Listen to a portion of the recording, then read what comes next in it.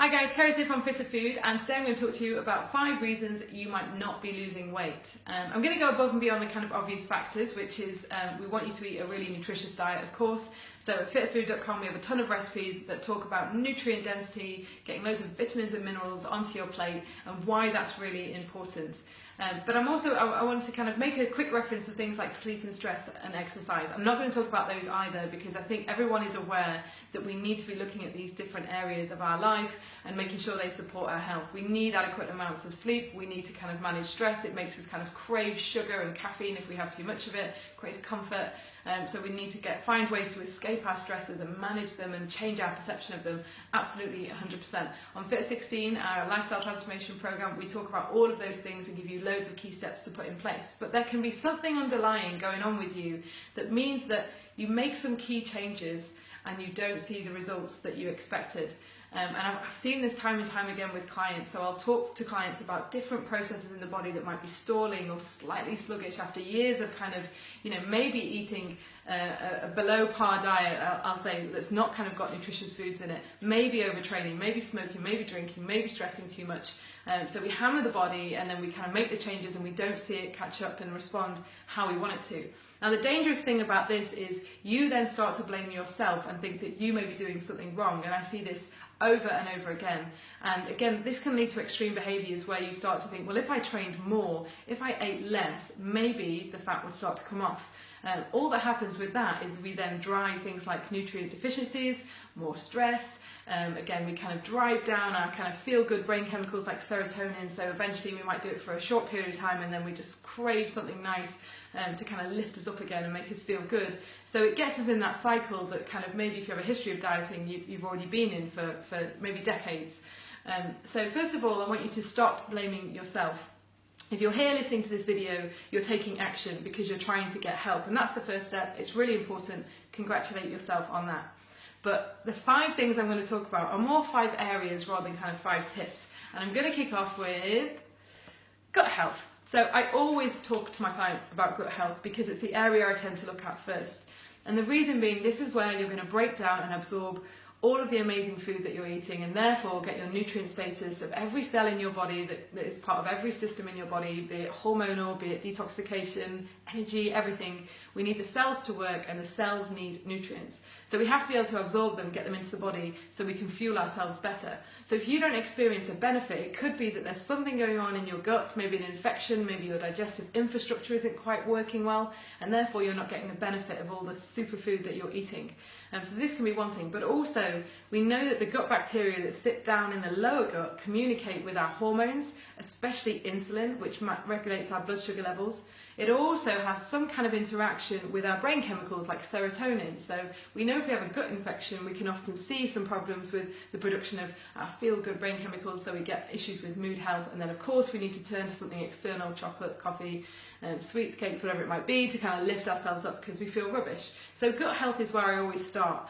Now the thing with gut health is we generally need to do a bit of an elimination phase, kind of take out processed foods. Particularly they've been proven to really aggravate the gut in different ways. Sometimes we'll look at things like a gluten and dairy elimination as well. On Fit 16 we ask everyone at the very start of their first phase to do an elimination diet, because it's just going to mean we can fuel the gut more efficiently, we can get foods absorbed better, and then you can decide as you start to add foods back in and keep a food diary, which is what we provide, what works for you and what doesn't. And you can do that little assessment yourself. Now, the other thing about gut health is we have to make sure that this is where we start, as I said, because it influences so many other systems in the body. And I'm going to go on to a second one now, which is thyroid. So maybe there is something wrong with your thyroid hormone production. This is really important because it actually governs the rate at which we will burn calories, so it plays a significant role in weight loss. I see more and more women coming to me and they've been diagnosed with hyperthyroidism, which is low thyroid function. And one thing I often start to speak to them about is, well, what caused it? So have you spoken to your GP about whether this is autoimmune, which means your immune system is attacking the thyroid gland? Very, very common. It's called Hashimoto's, and it means that basically you don't produce enough thyroid hormones. Or is it because there's an issue with the production and the conversion of thyroid hormones?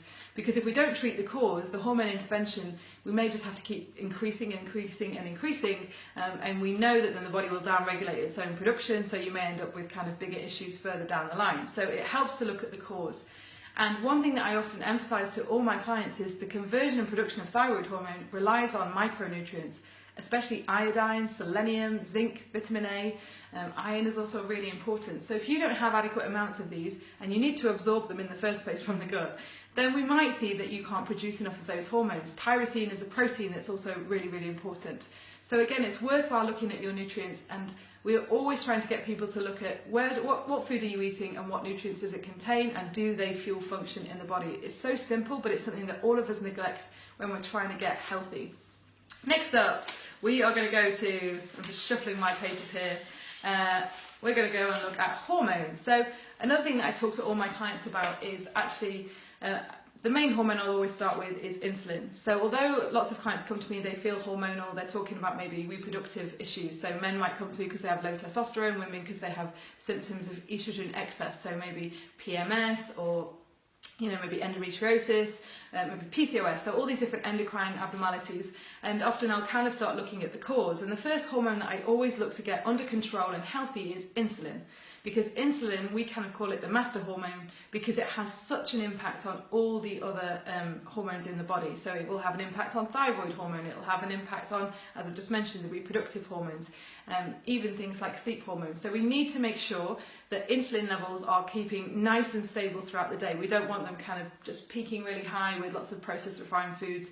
Overtraining, stress, lack of sleep could all mean that insulin levels are just too high and kind of all over the shop. We want to get a nice kind of, we want a little bit of insulin elevated across the day, and then we want it to come back down.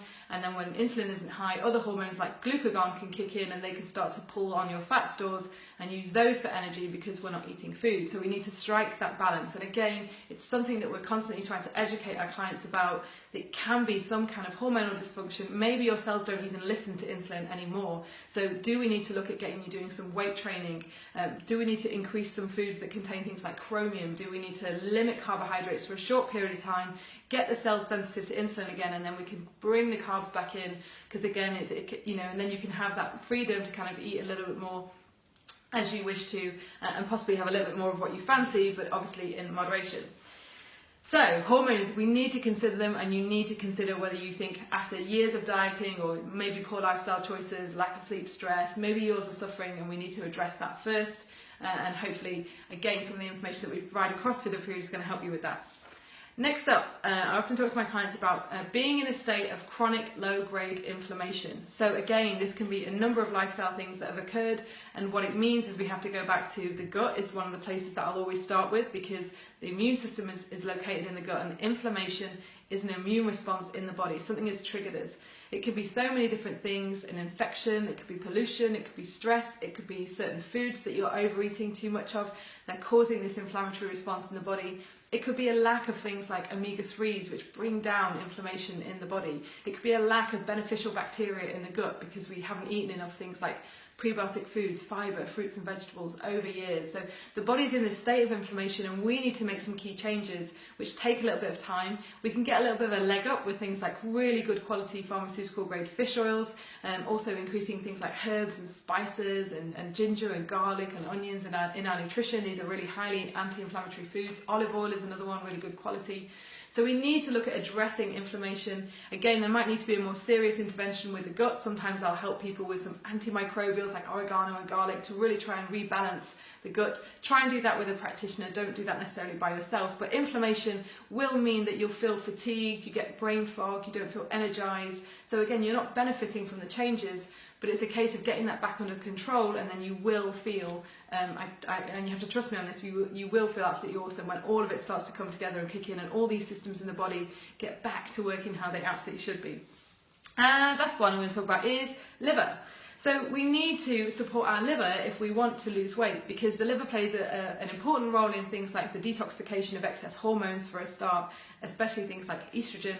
If we get a build-up of estrogen in the body, the fat cells themselves in the body actually produce more estrogen, so we get this estrogen dominant kind of situation going on, which again means that hormonally there's all sorts of things that become dysregulated. You don't feel too great. In men it can cause really low testosterone and again kind of moves and kind of that estrogenic fat storage. And similarly in women we just get increased fat storage. So we want to make sure the liver is healthy. It also plays a key role in blood sugar regulation. So remember I mentioned insulin before. And often with people who've had a diet of highly processed foods, their liver, it just doesn't work as it should do. It hasn't had the nutrients it needed. It's been overwhelmed.